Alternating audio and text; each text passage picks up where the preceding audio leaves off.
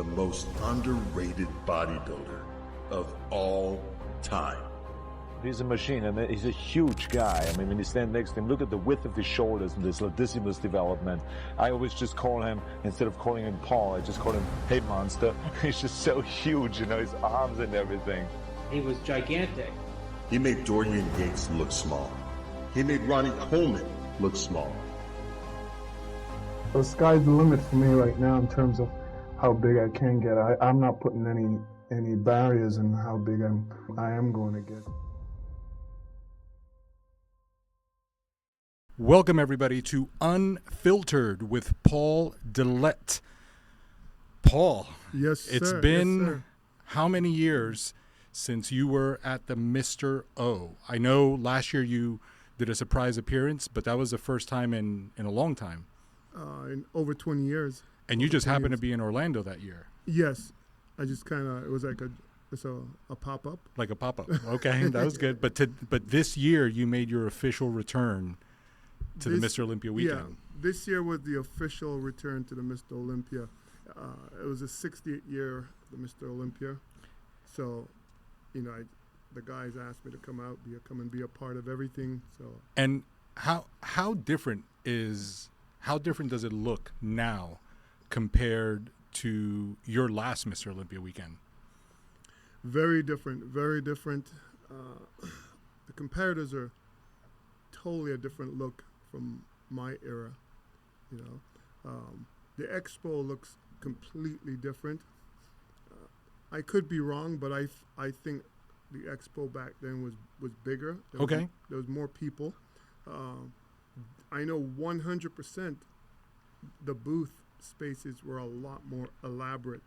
They had the big, massive booths. There's some companies who would have booths that were upstairs and downstairs booth, and I didn't see that this year. There was a couple booths that was, you know, fairly nice, but for the most part, I think they're all a lot of small mom and pop booths that I saw. Okay. Well, before we even get further into dissecting what happened this weekend, one of the reasons that we're even recording this show right now is because I think popular opinion is that the real golden era of bodybuilding is the 90s. And you are front and center in that era. Like, no one can talk about the 90s without talking about Paul Dillett. Well, I think, you know, every comparator, every athlete's going to think that, you know, their era was the best, whether it's football, basketball, baseball, bodybuilding. You know, you're going to favor the era you came from. Although for me, I liked the era before my era even better, which was the Lee Haney. The 80s. Yes. Rich Gaspari. Yes, Rich Gaspari. I saw Rich in Vegas. I always admired Rich. Rich was the first guy to bring the striated glutes to the stage. Yeah. You know, Labrada. Lee, definitely. Lee didn't have the striated glutes. That was definitely Richie Gaspari who brought that in. I think Rich brought a condition to the stage that no one else has ever brought. I think when you look at the 80s, you look at Rich and Lee and Albert Beckles, and you look at the quality of muscle in the 80s. But then you fast forward into your era, the amount of muscle that you guys were bringing to the stage was completely different. You, Flex, Chris, Dorian, Nasser, the amount of muscle was so significant.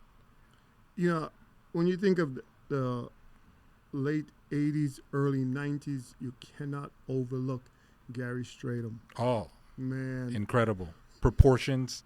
I see people talk a lot online about different comparators, but I don't hear the name Gary Stratham being thrown around. I'm like, listen, you can't talk about the late 80s, early 90s without not talking about Gary Stratham. You know, everyone talks about, you know, Dillett's shoulder. The only reason I have the shoulders I do is because I admire Gary Stratham so much. I wanted to have shoulders just like Gary. You know, funny thing about Gary is, do you think that some of his legacy was tarnished because he went to compete outside of the IFBB? It's very possible, but you know, he was just looking for other opportunities. bigger opportunities, which at the time, you know, the IFBB wasn't providing that, and Vince McMahon came in and provide that opportunity. I mean, here's a guy who's making $50,000 a year with a WIDA contract, and then here comes Vince McMahon, who offered him a 3-year deal for like 1.3 million. Be like That's a no-brainer. That's a no-brainer. You know, so when we talk about the late '80s, early '90s, guys like Mike Christian, who a lot of these youngsters, if you're gonna show love to Paul Dillett, you know, for me, you got to show love to these guys because I admired all of them. Absolutely, David Dirth. Oh man, there's so many. Aaron Baker. There's so many incredible competitors that came from that era, who made the people like myself, the Flex Wheeler, the Kevin Lavrone, the Chris Cormier. We were all kids admiring all these guys. I know if these guys hear this, they'll remember, you know, us going to Mike Christian's house and just couldn't believe that we're hanging out with Mike Christian. Absolutely.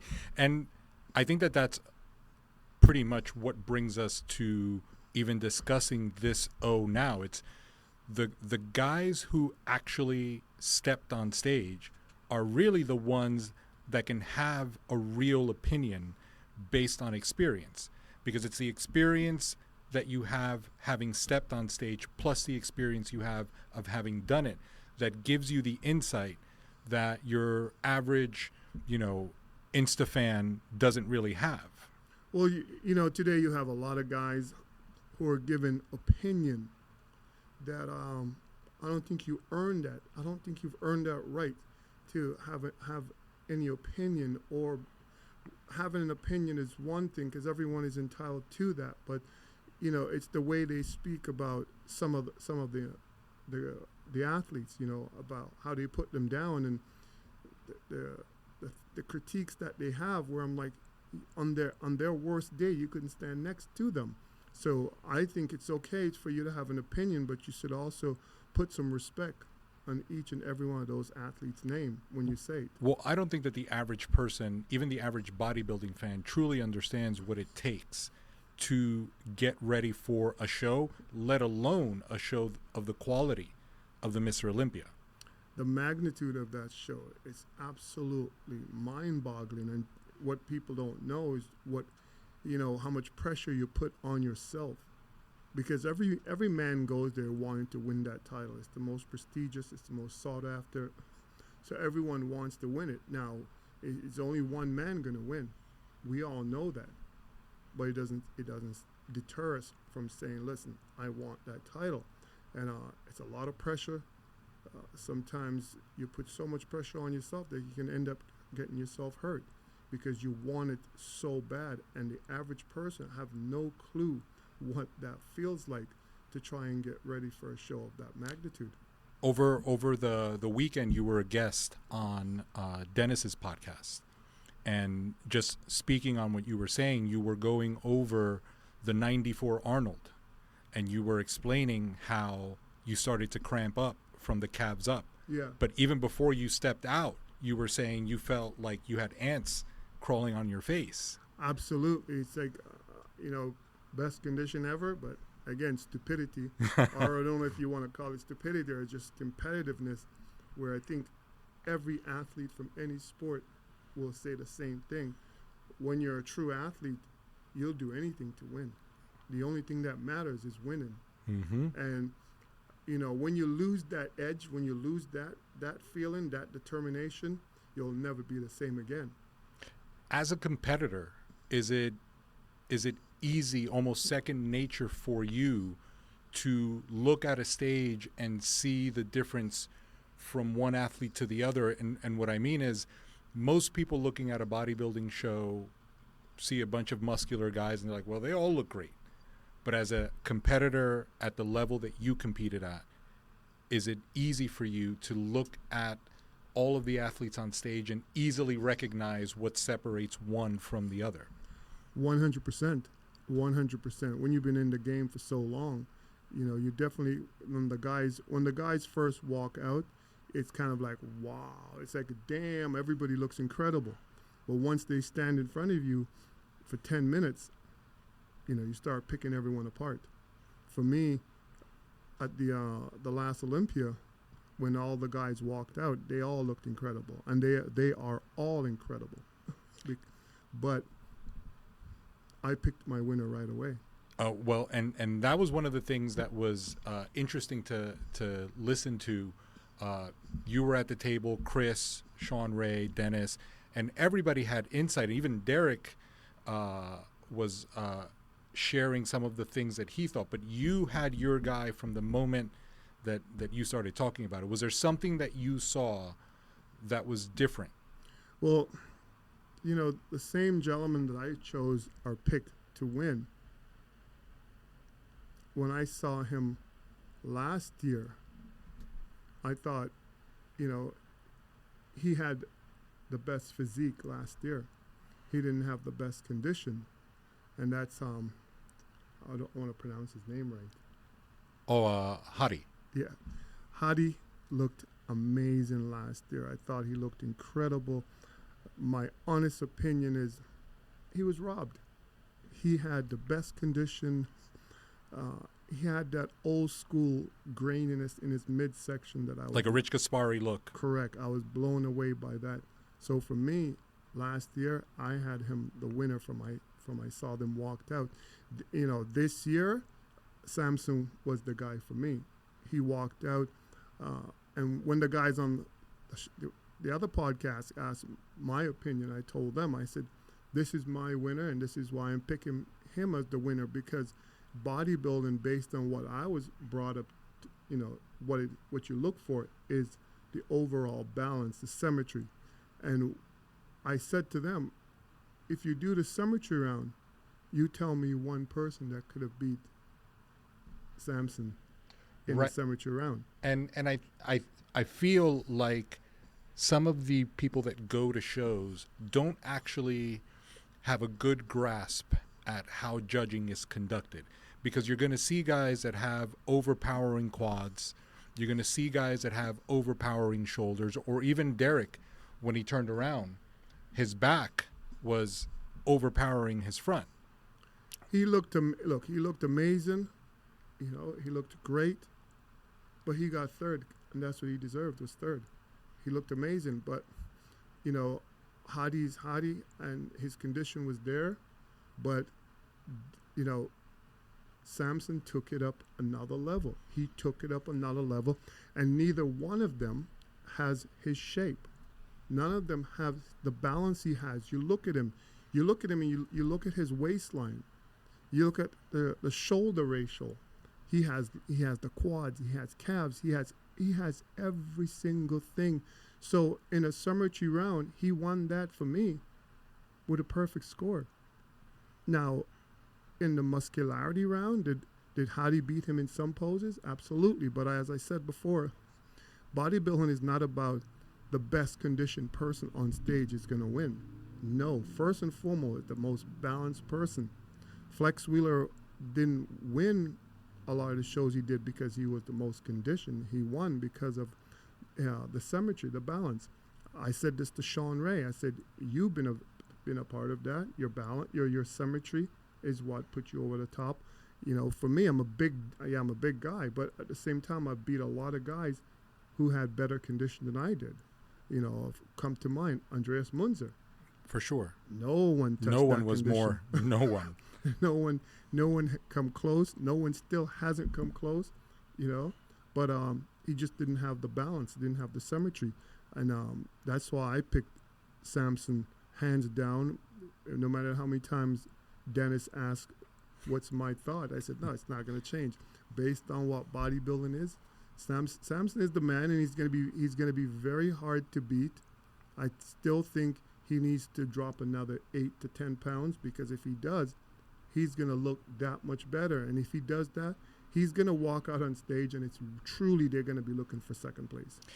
As a taller competitor, because obviously you towered over most people when you were on stage, how different is it, or how much of an advantage is it for a taller bodybuilder when some of the other guys, or a lot of the other guys, are shorter in terms of the silhouette that you're looking at?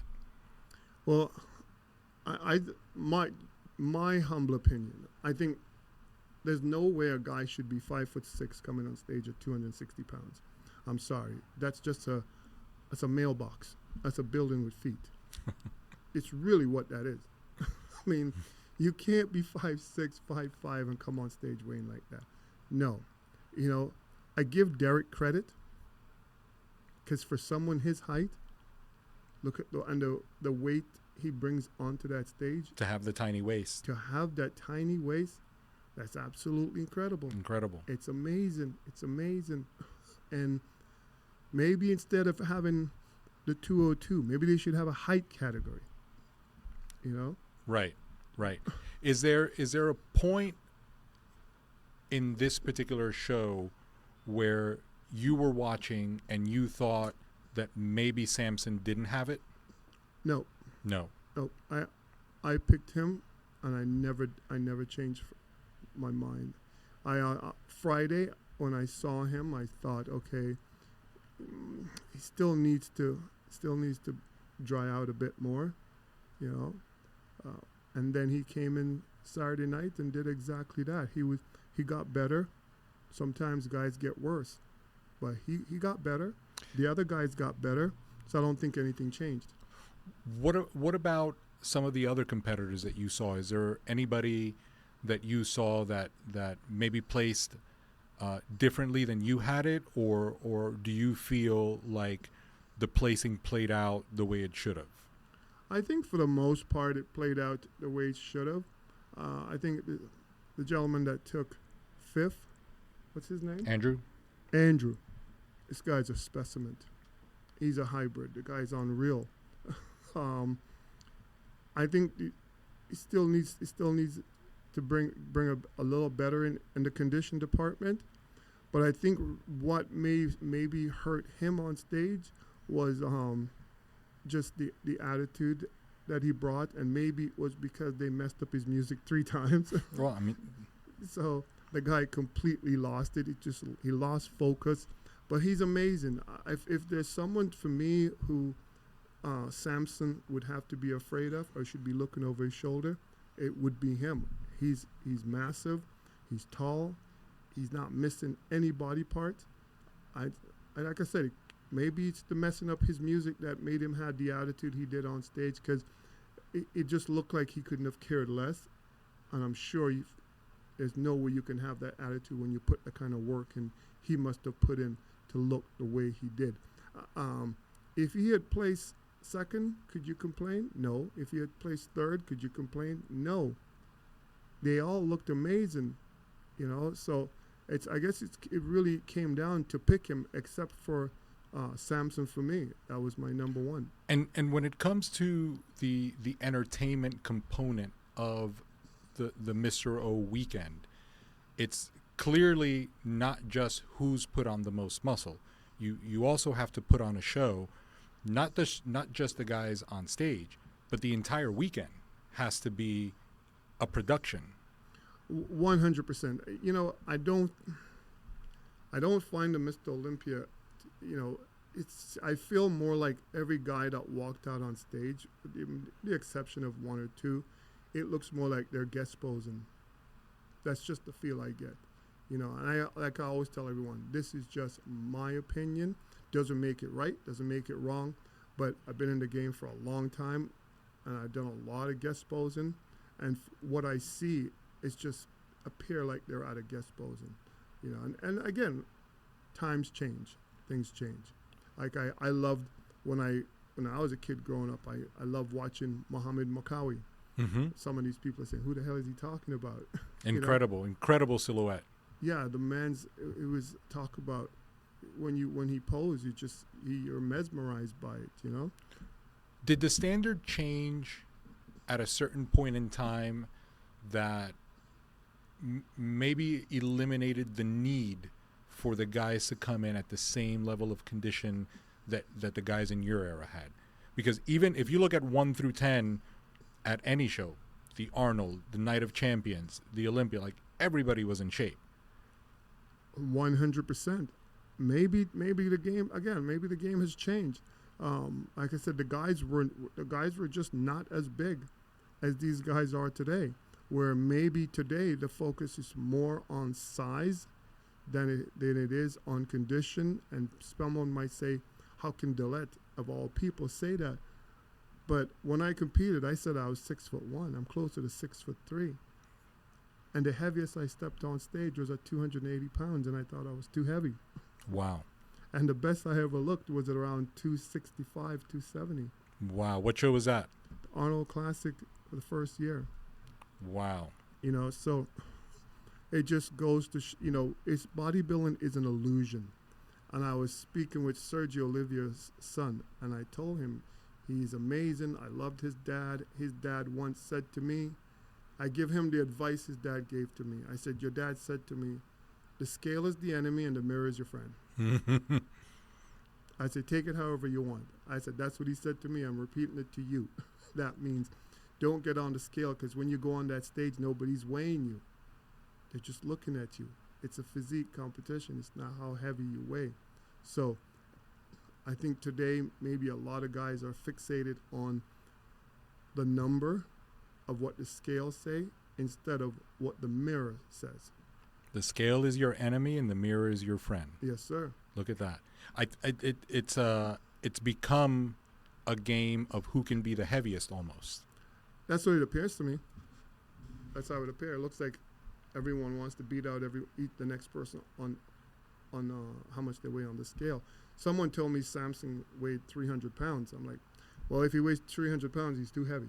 Because I still say I picked him as my winner, hands down. But you still felt he needed to come down a little bit more. Absolutely. And if he does, he's untouchable. Yep. Hadi beat him in condition. 100%. But he destroyed everyone in the cemetery. And he had enough condition to beat them. But the other kid, Andrew, I'm telling you. You have a feeling. I got a hunch this kid, if Hadi, not Hadi, but if Samson slips up just a bit, or if this kid just comes on stage with a confident, come out there like you, listen, man, this is your show. You want this. Regardless of what happened to your music, you have to still have that killer mentality. You have to go out there and do it for the audience. Forget about the stupid music. So what? Just put 100% into it. Don't go out there and stay out there for 30 seconds when you spent so many hours sacrificed to look the way he does. I wanted to see more of him. I didn't see enough. He left me wanting more. I want to see. And if I feel that way, I'm sure all those thousands in attendance want to see more of him, because the kid is incredible. And speaking of the people in attendance, the venue, what did you think of the venue? The venue's amazing. I got a story about that venue. Oh, really? Yeah. Do share. I actually had a meeting with that venue last year. Okay. Yeah, my show was supposed to be there. That's right. And for those of you listening or watching that haven't put two and two together, Paul is the president of WBFF Entertainment, and it looks like the show's going back to Las Vegas. The show's going back to Vegas. The show's going back to Vegas. It's time for us to go back to Vegas and do what we do. You know, as such a prominent figure in the IFBB, a legend, you know, what do more people need to know about your connection to the IFBB and what you're doing with WBFF? Well, I think for a long time there was a misconception that there was some kind of a rivalry, or I don't know what's the right word for it, you know, maybe they disapprove of me or any such thing. And I've said it over and over. Myself and Jim Mannion's been friends for a couple of decades now, and we've never stopped being friends. We all up to this day, we still keep in touch with each other. We still call. We still text each other. I'm going to the Olympia. I need tickets. I call up Jim. You know. Do you think the bodybuilding fans don't necessarily understand that bodybuilding as a sport functions like other sport? I mean, look at what Ice Cube is doing with the big three, right? NBA players are going to play, you know, maybe they're not playing on the team they used to play, but they're still playing, right? It gives them an avenue to continue to participate in the sport that they love. Why can't it be the same for the athletes that are in the IFBB and the NPC to have other avenues? I think people should have choices, and I think they should have other avenues. They can't just be one player in the game, right? Correct. You need to have that. When you walk down the street, there's multiple stores that you can go into to go and get what it is that you want to purchase. Imagine if there was only one. And with the WBFF, we've made it where it is completely different. Has nothing to do with what I used to do. I think people look, because everything is social media now. People may look at pictures and posts and don't really have a real understanding of what you're trying to do with WBFF. So why don't we go into that a little bit? It's like, what are you bringing with the WBFF for the fans to expect or for competitors to want to participate in? Well, the WBFF it's one part fitness, it's one part fashion, it's one part beauty. It's not hardcore. It's not hardcore. So therefore, there's no competitiveness between myself and the organization in which I came from. And I've always respected that, and I've always let it be known. Without the IFBB, I wouldn't be doing the things I'm doing. Just about everything I've done, it's because I was a part of that organization, and I still consider myself a part of that organization because all my friends, all my true friends are still there. And your opinion still matters in the IFBB. I think so. I think it does. That's why I guess that's why they have me involved in some of the things they're doing today, and I appreciate the fact for that. That I can go out to the Mr Olympia and all the guys make me feel like I'm a part of everything because I do have it is my legacy, right? Absolutely. Nothing that you did on stage will ever be forgotten. The size that you brought set a completely different standard, and that era is going to go down as one of the best eras, and obviously everybody, like you said at the beginning, the people that are Jordan fans are going to say that was the best era, and the LeBron fans are going to say the LeBron era was better. But it doesn't dismiss anyone else. Arnold's era was great for what it was, and every era after that is great. But in terms of the bodybuilding figure, the quality of muscle, the quality of conditioning, the quality of athlete that stood on stage during the 90s did set the standard pretty high. 100%. It's not just what they put on stage, but it's also the camaraderie that we all had. I mean, we would train together. We would go for lunch, breakfast, dinners. We'd always be together.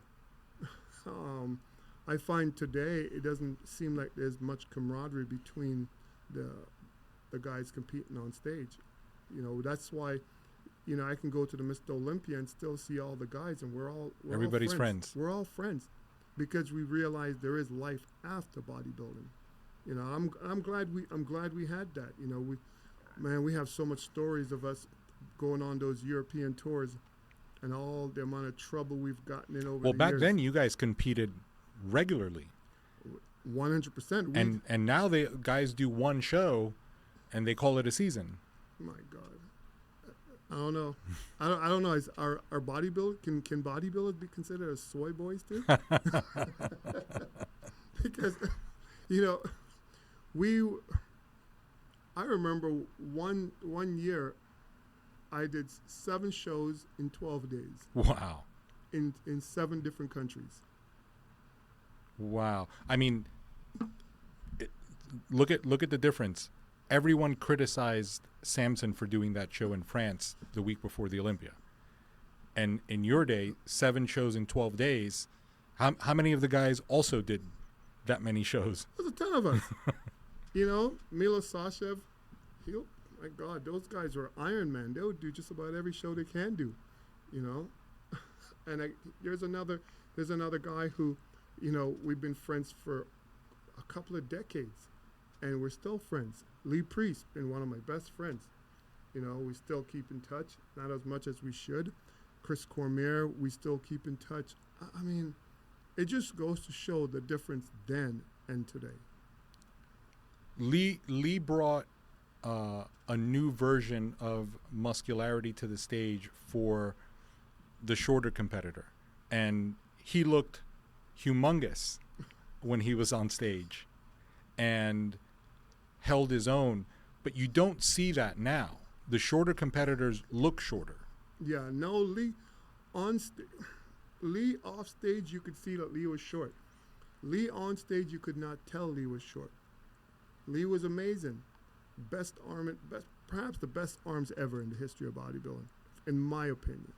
You know, maybe I'm a little biased because of our friendship, but I don't think so. The guy was just absolutely amazing.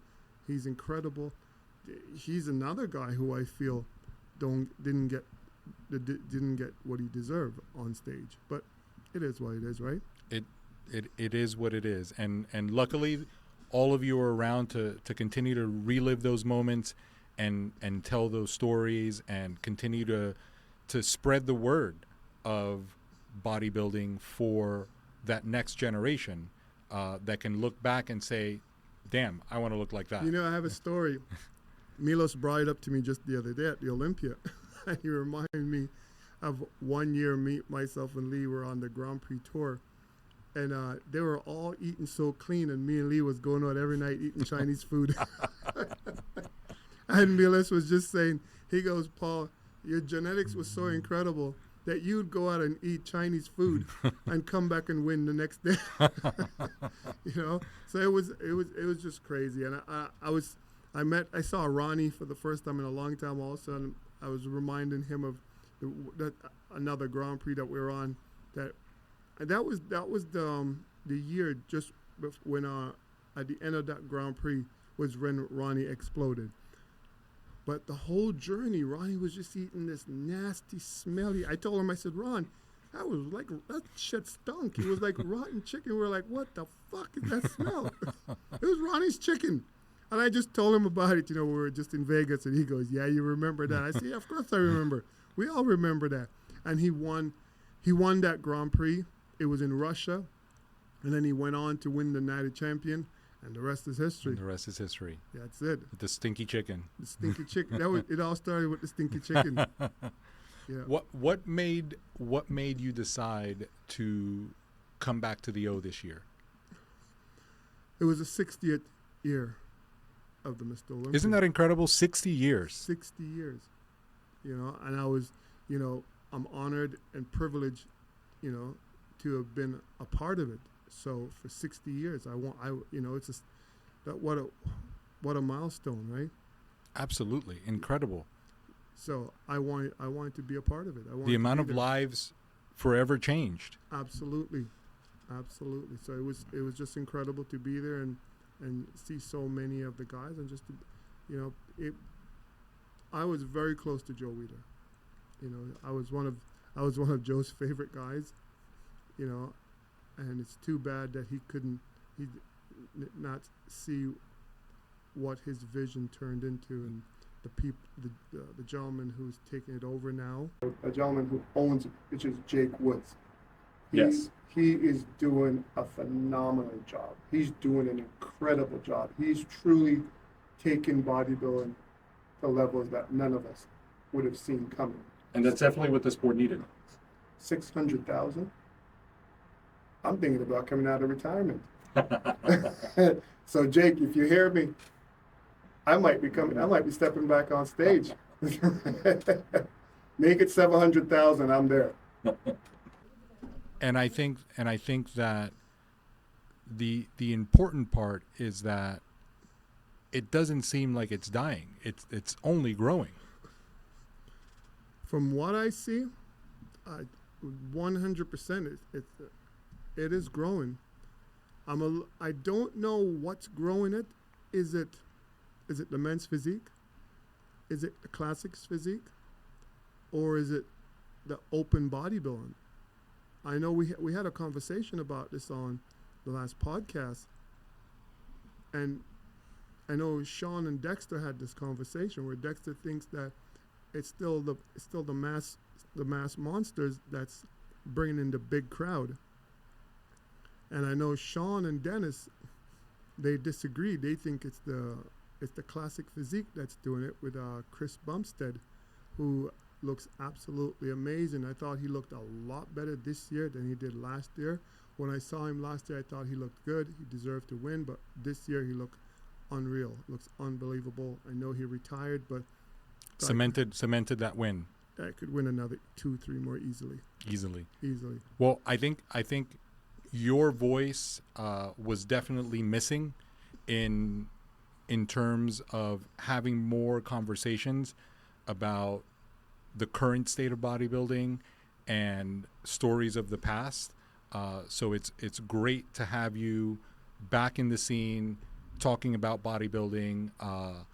It really brings a different element because, again, you know, you definitely represented something completely different when you were competing. Yeah. And it's important that those conversations be had, that the stories be told, so that the generation coming, you know, is also up to speed and up to date with the history of the sport.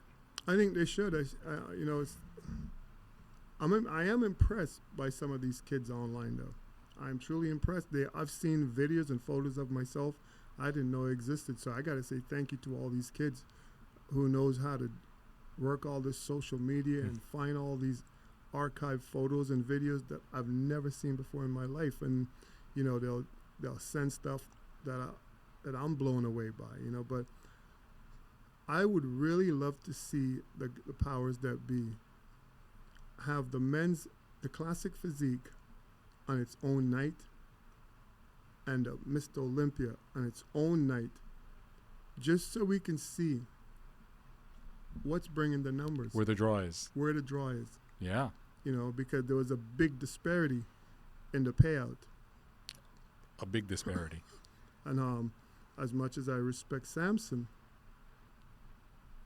you know, the classic physique, I was very impressed. The kid that took second, he's amazing. He's absolutely he is incredible. Again, another lineup that looked great. You know, honestly, every guy in that top 5, they all did. I don't care if it was top 10. They looked amazing. They looked absolutely incredible. Just Chris always seemed to stand out, but this kid that took second place, Chris retire, next title is his. If he hears me, don't let me down. Well, Paul, I think that this is the beginning of many, many more conversations to be had on all things bodybuilding. And it's good to have you back talking about the thing that brought you to light.